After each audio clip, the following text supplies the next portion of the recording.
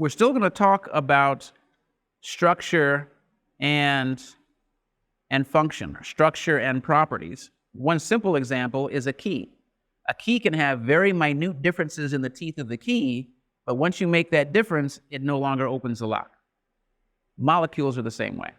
Both of these molecules have the same chemical formula.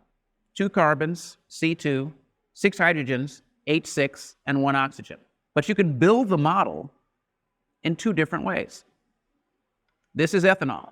Kind of looks like a dog. See the tail, the head, and the nose. It has the 2 carbons bonded to each other, the oxygen at an end, and then terminated by a hydrogen. Ethanol, you might be familiar hearing, is a colorless liquid at ambient or normal temperatures. It's often used as a component of gasoline. It's often used in mixed drinks. Ethanol is another example of a covalently bonded molecule. With those same atoms and that same chemical formula, you can have dimethyl ether. So you can reconfigure those atoms structurally, and you can see the difference between the 2 structures into a completely different molecule. So the same chemical formula, different structured molecule, different properties. Dimethyl ether, under the same conditions that ethanol is a colorless liquid, it's a colorless gas.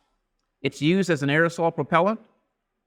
It's one of the building blocks in the remote part of the universe, and it's part of the research that I perform, is looking at molecules like this and trying to understand how you move from a gas to a particle to something even larger. Now, what's the structural difference? Well, in this case, the oxygen is in the middle of the molecule. And you might find that it's very symmetric, or as if I were to put a looking glass in between the 2, I'd be seeing the same thing on either side. So, we started off a little complex but familiar, coffee and chocolate. We went to a little less familiar but a little less complex. Now we're going to go back to complex and familiar.